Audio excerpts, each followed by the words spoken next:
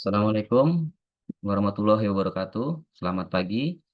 Perkenalkan, nama saya Wisnu Saputra, NIM 220.10.10.10.134, kelas MJ402, Prodi Manajemen.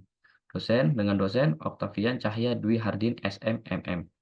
Di sini saya akan mempresentasikan di mana ini presentasi untuk menjawab dari ujian akhir semester dengan mata kuliah Perekonomian Indonesia, yang mana saya akan menjawab 3 pertanyaan dari jawaban yang telah saya jawab.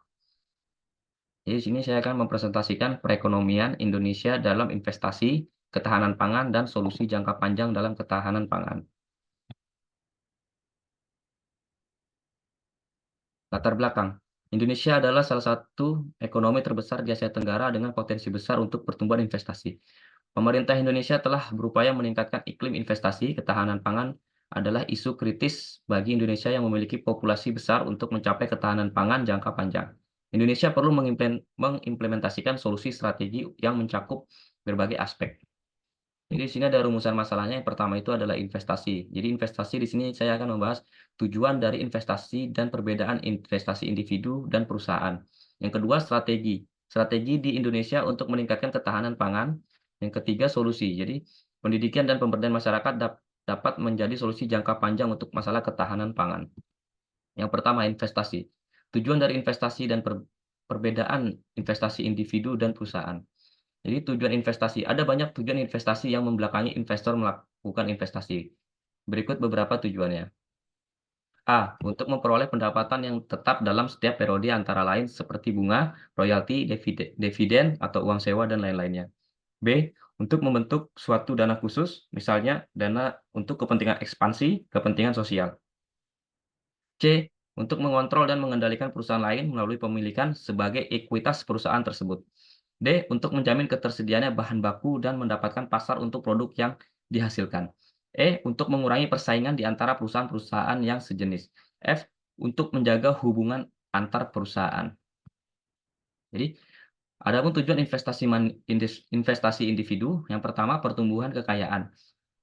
Indonesia berinvestasi untuk meningkatkan kekayaan secara bertahap melalui pengembalian yang diperoleh dari investasi. Kedua, pensiun.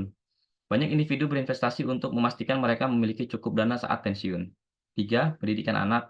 Beberapa orang tua berinvestasi untuk membiayai pendidikan anak-anak mereka di masa depan.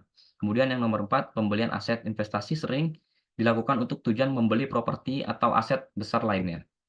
Tujuan investasi perusahaan. Satu, ekspansi bisnis. Perusahaan berinvestasi untuk memperluas operasi mereka seperti membuka cabang baru atau masuk ke pasar baru. Kedua, inovasi dan pengembangan produk. Investasi untuk mengembangkan produk baru atau meningkatkan produk yang ada. Tiga, efisiensi operasional. Investasi dalam teknologi atau peralatan baru untuk meningkatkan efisiensi dan mengurangi biaya operasional.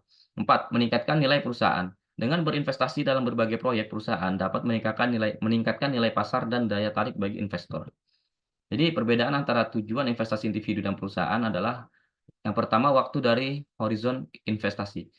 Individu mungkin memiliki horizon investasi yang lebih pendek atau panjang tergantung pada tujuan pribadi. Mereka sementara perusahaan seringkali memiliki strategi jangka panjang. Yang kedua itu ada resiko dan pengembalian.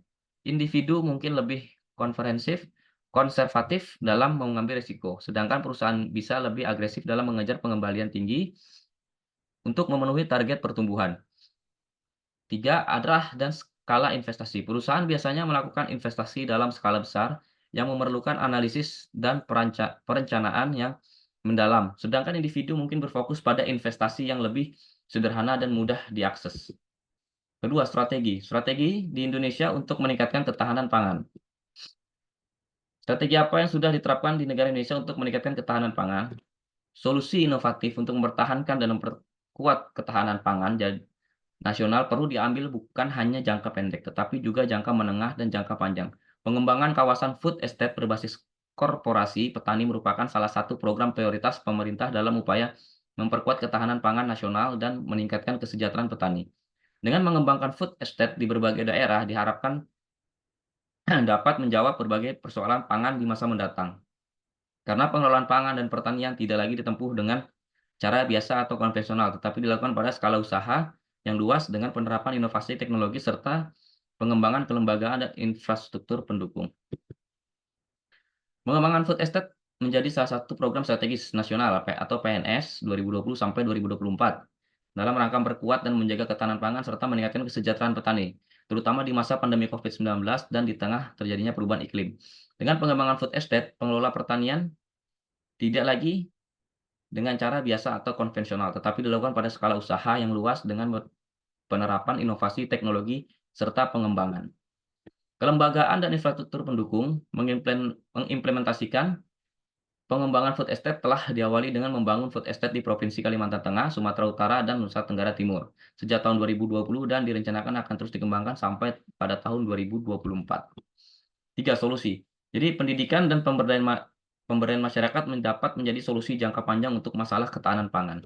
Jadi bagaimana pendidikan dan pemberdayaan masyarakat dapat menjadi solusi jangka panjang untuk masalah ketahanan pangan. Konsep pemberdayaan masyarakat dalam mewujudkan ketahanan pangan didasari oleh rendahnya kesadaran masyarakat akan pentingnya pengelolaan lingkungan berkelanjutan. Beberapa poin yaitu A. Pemberdayaan masyarakat dimulai dengan meningkatkan kesadaran dan pengetahuan mengenai pentingnya pertanian dan dampaknya terhadap pangan.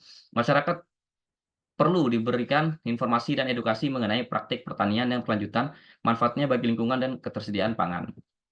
B. Masyarakat perlu dilibatkan dalam pelatihan dan pengembangan kapasitas untuk menerapkan praktik pertanian.